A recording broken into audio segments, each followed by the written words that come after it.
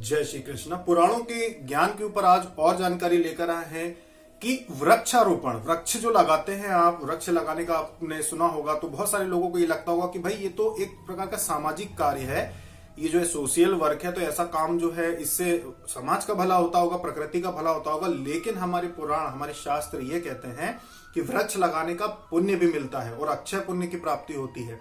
जो लोग वृक्ष लगाते हैं, कहीं भी आप सरकारी जो सड़कें होती है उनके किनारों पर कहीं पे भी आप वृक्ष लगाते हैं, ऐसा कोई स्थान जहां पे आपको दिखता है कि यहाँ पे आप वृक्ष लगाने के बाद उसमें पानी दे सकते हैं और आप वृक्ष को सिर्फ 2 या 3 साल तक, वो पानी भी रोज नहीं देना होता, आप 3-4 दिन में एक बार भी अगर आप पानी डाल देंगे तो पेड़ लग जाएगा। और बहुत सारे वृक्ष तो ऐसे होते हैं जिनको ज्यादा पानी की आवश्यकता नहीं होती। तो अगर आप कहीं भी खाली जगह में वृक्ष लगाते हैं तो इसका अक्षय पुण्य प्राप्त होता है। ऐसे जो लोग होते हैं उनकी पीढ़ियां जो होती हैं, पीढ़ियां तर जाती हैं ऐसे लोगों की। ऐसे लोगों को अगर मनुष्य जन्म मिलता है तो इनके घर कभी भी पुत्र पौत्र की कमी नहीं होती, यानी कि इनके घर पुत्र अवश्य जन्म लेते हैं। जो लोग वृक्षारोपण करते हैं, वृक्षारोपण जो लोग करते हैं, इन लोगों को इतना अक्षय पुण्य, उसका इतना बड़ा पुण्य मिलता है कि ये कई कल्प तक स्वर्गवासी होते हैं, ये स्वर्ग में कई कल्पों तक ये निवास करते हैं, इनको उसका बहुत ही ज्यादा लाभ मिलता है। इसलिए वृक्षारोपण आप लोगों को करना चाहिए। वृक्षारोपण बहुत ही ज्यादा पुण्यदायक होता है। इसके बाद जो रहता है सत्य बोलना। सत्य बोलना, आपको क्या लगता है कि सत्य बोलना क्या एक सामाजिक दायित्व है या एक सामाजिक बात कही गई कि भाई सही बोलना, सत्य बोलना चाहिए? नहीं, ये जो बात है ये हमारे शास्त्रों पुराणों के अनुसार ये जो बात है ये भी पुण्य देने वाली बात है। ये कहा गया है हमारे पुराणों में कि जो व्यक्ति सत्यभाषी होता है, पूरे जीवन में सत्य बोलता है, वो भले ही वो कोई बहुत बड़ा धर्मवीर ना हो, दानवीर ना हो, बहुत कुछ दान ना किया हो, लेकिन अगर कोई व्यक्ति सत्य के राह पे चलता है, अपने जीवन में सत्य बोलकर भी पूरा जीवन बिताता है, तो एक साधु सन्यासी को जो पद मिलता है मृत्यु के बाद, वही पद एक सत्य बोलने वाले व्यक्ति को भी मिलता है। मतलब अगर आप साधु सन्यासी नहीं है, आपने जंगलों में तप नहीं किया है, और लेकिन अगर आप सत्य बोलते हैं तो आपको भी स्वर्ग में वही स्थान मिलेगा जो एक साधु सन्यासी को मिलेगा।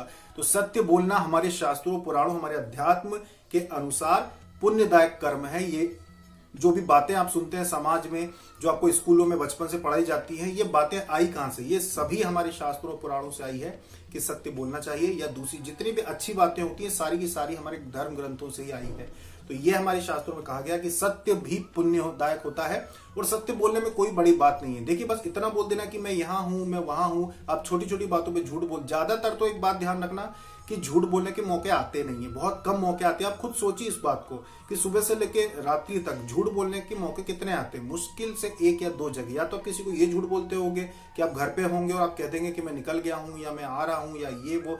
अब सत्य बोल दीजिए, कोई उसमें बुरी बात नहीं। अब सत्य बता दीजिए कि भाई मुझसे देरी हो गई, क्षमा करना, मुझे देरी हो गई, अभी मैं घर पे हूं, बस मैं अब निकलता हूं। अब सत्य बोल दीजिए, झूठ मत बोलिए। कुछ बातें ऐसी हैं जिनको, जहां पे झूठ बोलना आपको लगता है कि वो बहुत ही ज्यादा आवश्यक है, वरना आपका जीवन अस्त व्यस्त हो जाएगा, परिवार के अंदर, आपके परिवार के अंदर कोई बड़ी दिक्कत आ जाएगी, तो वहां आप बोल सकते हैं झूठ, क्योंकि वो झूठ नहीं होता, वो आप खुद की या किसी की सहायता कर रहे हो परिवार में, वो बात अलग है। लेकिन जहां आवश्यकता नहीं है वहां पे भी जो आप झूठ बोल देते हैं वो ना बोले। पूरी कोशिश करें कि सत्य बोल के चले तो आपके लिए अच्छा होगा। सत्य बोलने के बाद अब बात आती है तप की। पहले तो हो गया वृक्षारोपण, इसके पहले जल की हमने व्यवस्था का वीडियो में आपको बता चुके हैं। वृक्षारोपण, सत्य, अब आती बात तपस्या की। देखिए, तपस्या जो लोग करते हैं, जो आप साधना करते हैं घर में, उसी को तपस्या कहा जाता है। जो आप मंत्र जप करते हैं, जो नियम से कुछ दिनों में आप साधना करते हैं, तप करते हैं, ये तप ही होता है जो आपके आने वाले जीवन में, चाहे आप मनुष्य का जन्म लें, चाहे आप किसी अन्य लोक में चले जाएं, आपको कैसी सुख सुविधाएं मिलेंगी, आपको कैसा पद मिलेगा, कैसा सुख मिलेगा, आनंद मिलेगा, ये आपके तप पर ही निर्भर करता है। सिर्फ एक साधारण मनुष्य के जैसे जीकर अगर आप मर जाएंगे तो समझ लीजिए कि अगले जन्म में कुछ भी आपको नहीं मिलने वाला, बहुत ही दरिद्र जीवन आपको मिलेगा, बहुत ही गरीबी, बहुत ही दरिद्रता का आपको सामना करने पड़ेगा। इसलिए इस बात का विशेष ध्यान रखें कि तप बहुत आवश्यक है। जितना हो सके आप बार बार साधनाएं करें, जप करें, भजन करें, व्रत उपवास करें, ये सारी चीजें करें, इनसे ही आपका तप होता है, इसकी गिनती होती है, गणना की जाती है आपके तप की, और फिर उसके अनुसार ही आपको आनंद मिलता है आगे मृत्यु के बाद, या फिर दोबारा मनुष्य जीवन लेने के बाद आपको तभी आनंद मिलेगा जब आप तप करेंगे। साधना बहुत आवश्यक होती है एक साधारण मनुष्य के जीवन में। ब्रह्मा, विष्णु, महेश भी हमेशा तप में ही रहते हैं, हमेशा साधना में रहते हैं। ये भी हमेशा मन ही मन में एक दूसरे का मंत्र जप करते रहते हैं। तो ये बड़े बड़े जो देवी देवता हैं इन्होंने भी तप किया, तभी इन्हें ये पद मिला है। बगैर तपस्या के, बगैर साधना के किसी को कोई आनंद नहीं मिलता है। तो आपको भी कैसे मिलेगा सोचिए।